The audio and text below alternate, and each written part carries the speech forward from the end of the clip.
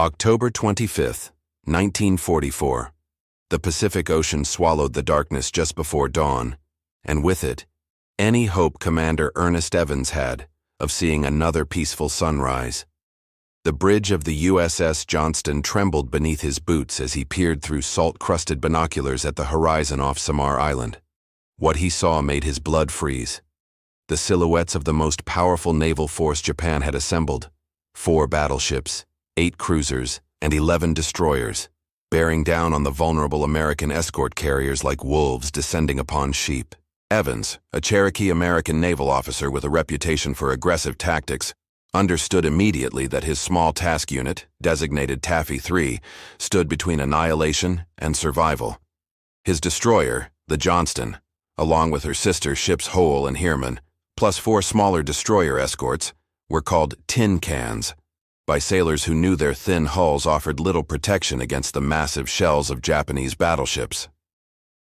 The Imperial Japanese Navy's Center Force, commanded by Vice Admiral Takeo Kurita, had somehow slipped through the American defensive net during the night, and now the mighty Yamato, the largest battleship ever built, led the charge with her 18.1-inch guns that could hurl projectiles weighing more than a small car over 25 miles. According to naval historians who later documented this engagement in publications including the U.S. Naval Institute proceedings, the Americans faced overwhelming odds that morning. The Japanese force possessed such superior firepower that a conventional naval engagement should have ended in minutes, not hours. Yet Commander Evans, known among his crew for his fighting spirit, didn't hesitate. At 07:15 hours, without waiting for orders from Rear Admiral Clifton Sprague aboard the escort carrier Fanshawe Bay, Evans made a decision that defied every tactical manual. He would charge directly at the Japanese fleet. "All ahead flank! Commence making smoke!" Evans barked, his voice cutting through the controlled chaos of the bridge. The Johnston's engines roared to life, pushing the destroyer to her maximum speed of 35 knots. Black oil smoke poured from her stacks, creating an artificial fog bank to shield the vulnerable escort carriers behind them. The crew, many barely out of their teens, scrambled to their battle stations, knowing they were steaming toward certain destruction. Lieutenant Robert Hagen, the ship's gunnery officer, later recalled the surreal moment when the Japanese shells began falling. The first salvos sent towering geysers of white water erupting around the Johnston, each miss only confirming how completely outmatched they were. The battleship Congo had opened fire, and her 14-inch shells created explosions that shook the destroyer like a toy in a bathtub. Through the smoke and spray, Hagen could see the massive pagoda-like superstructures of the Japanese warships growing larger with terrifying speed. Evans ordered the Johnston into a zigzag pattern, a desperate dance with death as shells weighing over 1,000 pounds each screamed overhead or plunged into the sea mere yards from the hull. The destroyer's 5 5-inch guns, toys compared to the Japanese weapons, fired continuously, their crews working with mechanical precision despite knowing their shells might barely scratch the enemy's armor. But Evans had a plan that didn't rely solely on gunnery. The Johnston carried 10 Mark 15 torpedoes, each packing 600 pounds of high explosive, and he intended to get close enough to use every single one. The distance closed with agonizing speed as the Johnston raced toward the heavy cruiser Kumano at the head of the Japanese formation. Commander Evans stood exposed on the bridge wing, refusing to take cover even as shrapnel from near misses whistled through the air. His executive officer, Lieutenant Commander Robert Hagen, shouted range calculations while the torpedo officer, Lieutenant John Wukovitz, prepared to launch their deadly fish at point-blank range. The crew's discipline held despite the terror that must have gripped every man aboard. They had trained for this moment, though none had imagined it would come against such overwhelming force. At 07:24 hours, with the range down to 10,000 yards, less than 6 miles, the Johnston's torpedo tube swung toward the Kumano. Evans waited, counting the seconds as Japanese shells continued to bracket his ship. The mathematics of naval warfare demanded patience. Torpedoes traveled slowly compared to ships, and firing too early would give the enemy time to evade. The Mark 15 torpedoes could achieve 46 knots, but the Johnston needed to be close enough that the Kumano couldn't simply turn away. "Fire torpedoes," Evans commanded. and 10 weapons leaped from their tubes, splashing into the Pacific and leaving trails of bubbles as they raced toward the Japanese cruiser. The torpedo crews reloaded nothing. There was nothing left to reload. They had committed their entire complement in a single, desperate salvo. For 2 agonizing minutes, the Johnston maintained her course, her 5-inch guns hammering away at the Kumano's superstructure, scoring hits that caused small fires but nothing that would slow the massive warship. Then, at 0727 hours, pillars of water and flame erupted along the Kumano's starboard side. The crew of the Johnston erupted in cheers as they witnessed the results of their attack. Multiple torpedo hits that tore open the Japanese cruiser's hull below the waterline. The Kumano's bow dropped noticeably, and she began to list as thousands of tons of seawater poured into her compartments. The heavy cruiser, moments before a deadly threat, was now limping out of formation, her speed reduced to barely 16 knots. She would spend the rest of the battle attempting to reach safety, and would eventually require months of repairs. The victory, however, came at a price. As the Johnston turned to retire behind her smokescreen, 3 14-inch shells from the battleship Congo found their mark. The first struck near the bridge, killing several men instantly and wounding Commander Evans severely. Shrapnel tore through his left hand, mangling 2 fingers that would later require amputation. The second shell penetrated the after engine room, killing the crew there and reducing the Johnston's speed by half. The third ripped through the destroyer's midsection, starting fires and knocking out several gun mounts. Evans, bleeding heavily and partially deafened by the concussions, refused to leave his post. Pharmacist's mate William Mercer attempted to treat the commander's wounds on the bridge, wrapping what remained of his hand, while Evans continued to bark orders through the smoke and flames. The engineering officer reported that they had lost power to the aft part of the ship and were now capable of only 17 knots, barely half their original speed. The Johnston was wounded, perhaps mortally, but she remained in the fight. Meanwhile, the other destroyers and destroyer escorts of Taffy 3 had followed the Johnston's example. The USS Hole, under Commander Leon Kintberger, charged directly at the battleship division, firing her guns with furious determination. The USS Heermann, commanded by Commander Amos Hathaway, maneuvered so aggressively that she nearly collided with the massive Yamato, forcing the Japanese flagship to turn away to avoid being struck. The smaller destroyer escorts, Samuel B. Roberts, Dennis, John C. Butler, and Raymond, added their firepower despite being even more lightly armed and armored than the destroyers. The battle evolved into a chaotic melee unlike any naval engagement in the Pacific War.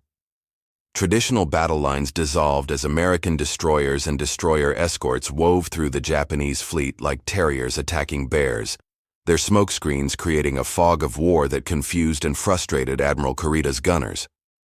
The escort carriers of Taffy 3, Fanshawe Bay, St. Lo, White Plains, Kalinin Bay, Kitkun Bay, and Gambier Bay, launched every available aircraft, including planes armed only with depth charges designed for submarine warfare, in desperate attempts to harass the Japanese ships. Aboard the Johnston, Commander Evans surveyed the damage and made a quick calculation. His ship was hurt but not dead, and he still had 3 operational 5-inch guns. The Japanese formation had become disorganized, with individual ships maneuvering independently rather than maintaining the disciplined formation that had approached at dawn. Historical accounts from the Naval Historical Center document that Admiral Kurita, confused by the ferocity of the American defense and believing he faced a much larger force than actually existed, began to hesitate. The smokescreens, the darting destroyers, and the swarming aircraft created an impression of chaos that masked the true weakness of the American force. The Johnston's crew, their ship listing 7 degrees and fires still burning below decks, continued to fight with grim determination. Lieutenant Robert Hagen coordinated the remaining gun mounts, directing fire at the heavy cruiser Chikuma, which had closed to within 6,000 yards. The Johnston's shells, though small, found their mark repeatedly, starting fires on the Chikuma's superstructure and damaging her fire control systems. The Japanese cruiser, frustrated by this annoying opponent, turned her full attention to the Johnston. At 0840 hours, the unequal duel between the wounded destroyer and the heavy cruiser reached its climax. The Chikuma's 8-inch guns pounded the Johnston mercilessly, and this time there was no room to maneuver, no speed to evade. Shells ripped through the thin hull plating as if it were paper, each hit creating new casualties and new damage. The forward engine room took a direct hit, killing everyone inside and reducing the Johnston to a crawl. Fire erupted from multiple compartments, and the list increased to 20 degrees. Commander Evans, now barely able to stand from his wounds and the accumulating blood loss, assessed the situation with brutal honesty. His ship was dying, his crew had performed miracles, and they had bought precious time for the escort carriers to escape. The Gambier Bay, slowest of the escort carriers, had taken heavy damage and was sinking, but the others were pulling away, protected by the smoke and the sacrifice of the destroyers. The Whole had already gone under, her crew abandoning ship as she capsized. The Samuel B. Roberts was listing heavily, fires consuming her from stem to stern. Lieutenant Hagen approached the commander, his face streaked with soot and blood. "Skipper, we've lost all power. We're dead in the water." Evans nodded slowly, looking around at the bridge crew, boys who had become men in the space of 2 hours, men who had faced death with courage that would be remembered for generations. He gave the order that every naval commander dreads: abandon ship. Pass the word to all hands: abandon ship.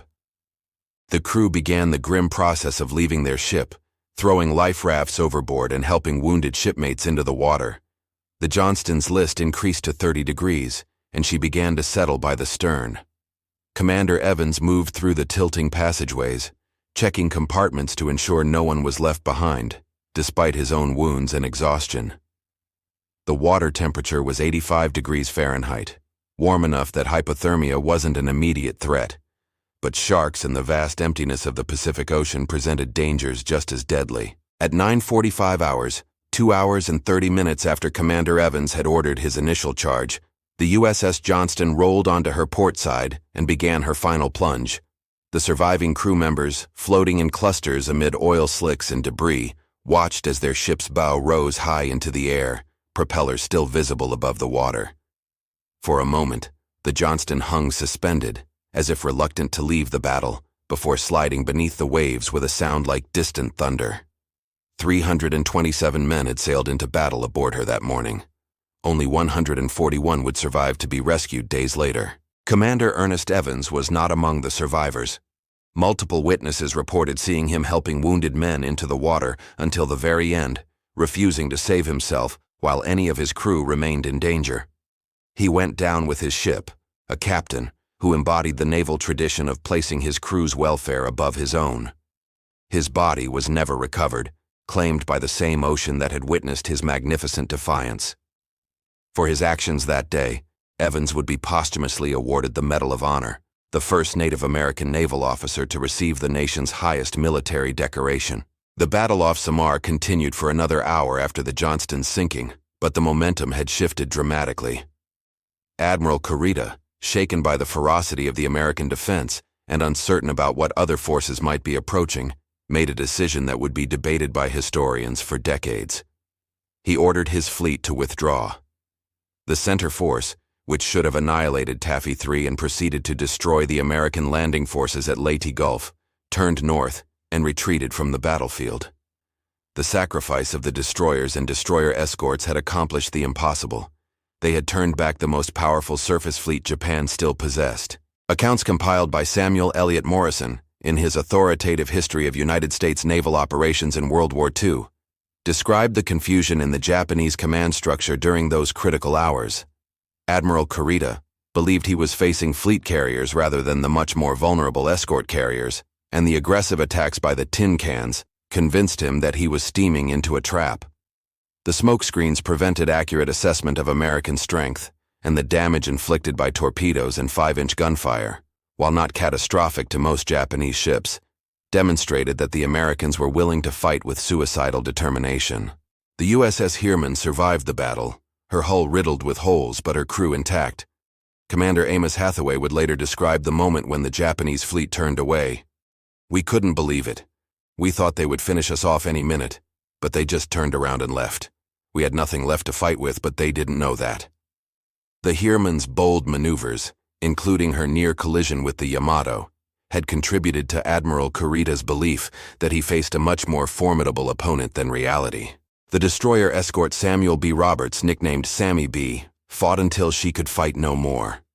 Lieutenant Commander Robert Copeland, her captain, ordered his crew to fire over 600 rounds from their two 5-inch guns, far exceeding the normal rate of fire and risking explosions from overheated gun barrels.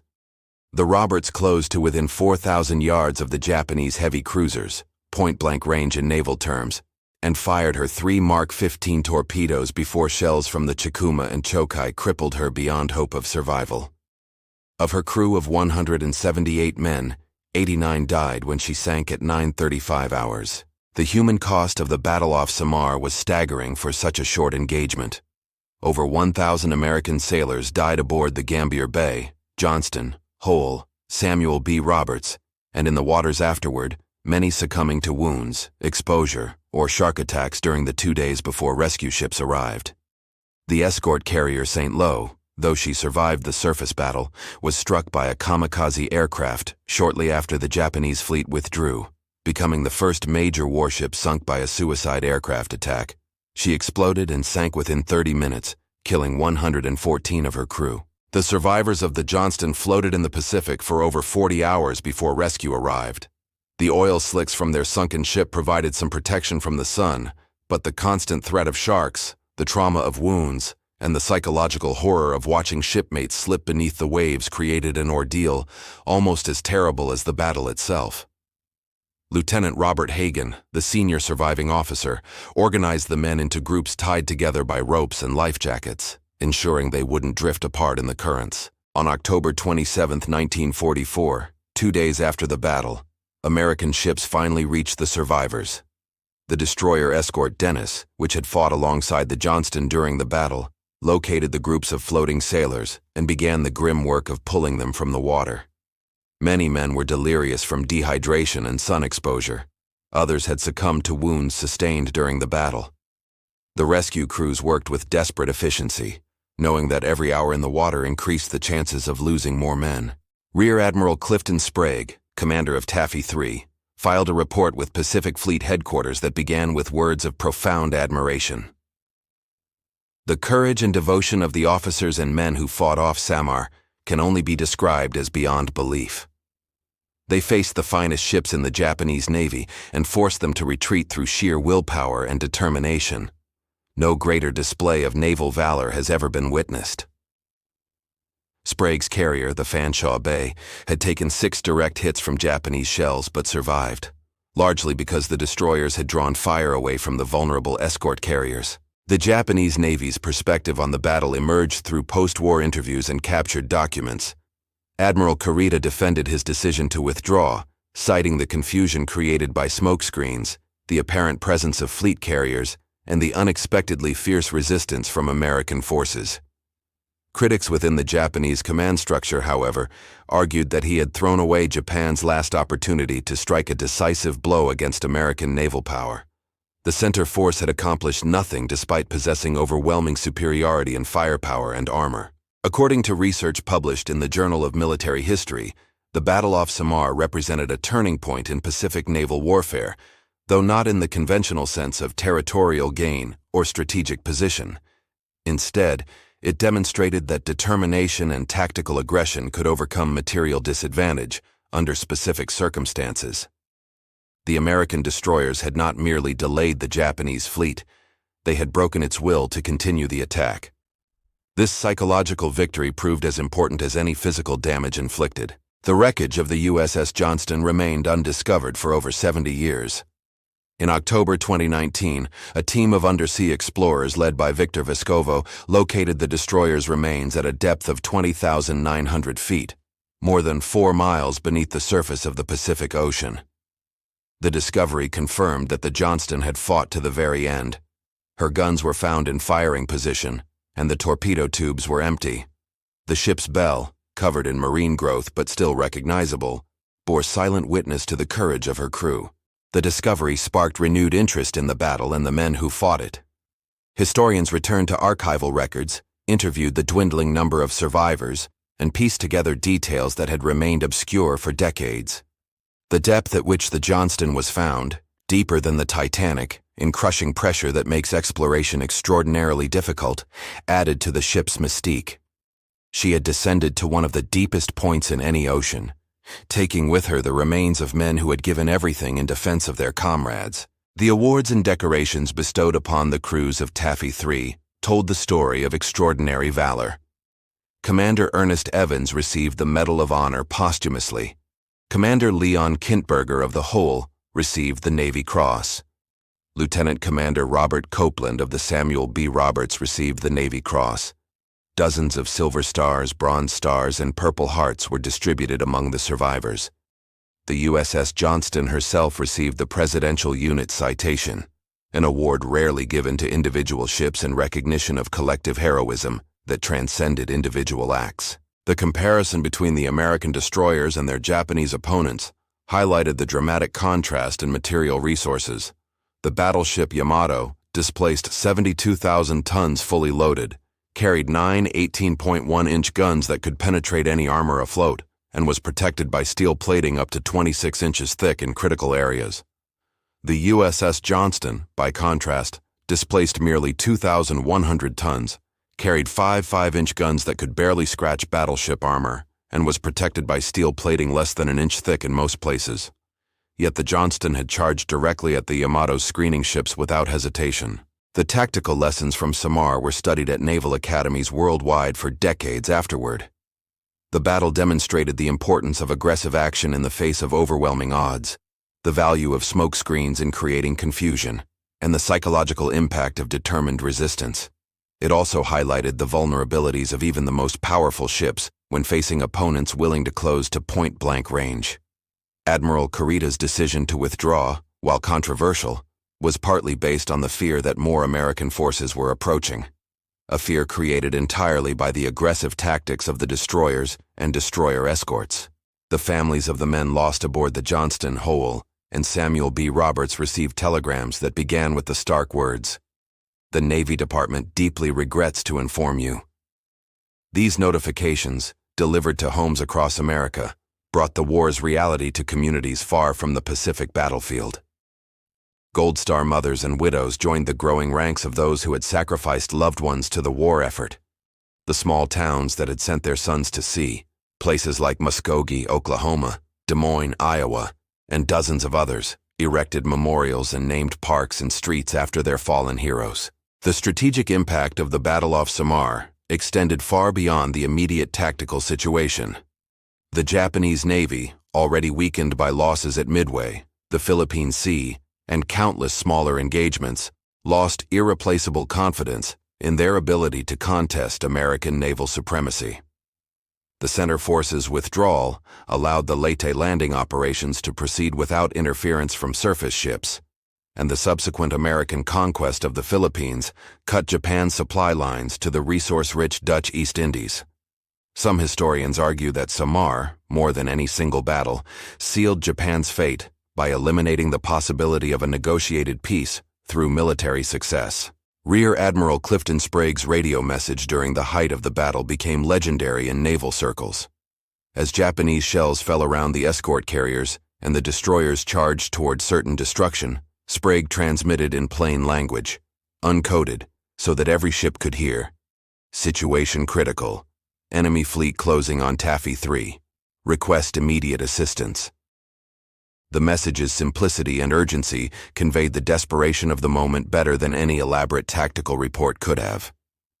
Ships throughout the Pacific altered course toward Samar, though none arrived in time to participate in the surface battle. The survivors of the Johnston carried physical and psychological scars for the rest of their lives. Lieutenant Robert Hagen, who had coordinated the ship's gunnery during the battle and organized survivors in the water afterward, rarely spoke publicly about his experiences. When he did grant interviews in his later years, he focused not on the heroism, but on the shipmates who didn't come home. "We did what we had to do," he would say simply. "The real heroes are the guys who stayed behind on those guns, knowing they wouldn't make it out." Pharmacist's mate William Mercer, who had treated Commander Evans's wounds on the bridge while shells exploded around them, returned to civilian life as a doctor.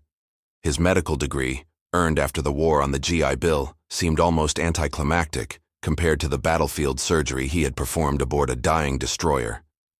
Patients who complained of minor ailments sometimes saw a distant look in Dr. Mercer's eyes, as if he were remembering a time when holding together a commander's mangled hand while the ship burned around them constituted a normal morning's work. The Japanese sailors who survived the battle also carried memories that haunted them. Crew members from the heavy cruiser Kumano, which had been torpedoed by the Johnston's opening salvo, later described their shock at seeing such a small ship charging directly at their formation. "We thought they must be insane," one petty officer recalled in a post-war interview. "A destroyer attacking battleships and heavy cruisers? It was either incredibly brave or incredibly stupid, and as we watched them keep coming despite our fire, we realized it was both." Admiral Kurita faced intense criticism from within the Japanese Navy for his decision to withdraw. Some officers argued that he should have pressed the attack regardless of losses, that the destruction of the American landing forces at Leyte Gulf was worth the sacrifice of the entire center force. Kurita defended his choice by pointing to the effective American resistance and the possibility of additional enemy forces approaching, but his reputation never fully recovered. He spent the remainder of the war in shore assignments and retired quietly after Japan's surrender. The destroyer escort crews, often overlooked in accounts that focused on the larger destroyers, also deserved recognition for their role in the battle. The USS Dennis, Raymond, and John C. Butler had remained in formation with the escort carriers, laying smoke screens and firing their smaller guns at targets far beyond effective range. The USS Samuel B. Roberts, as previously noted, had charged alongside the destroyers despite being even more lightly armed and armored. Commander Copeland's post-action report included the memorable phrase, "We fought like we had nothing left to lose because we really didn't." The aviation crews from the escort carriers played a crucial supporting role that often went underappreciated.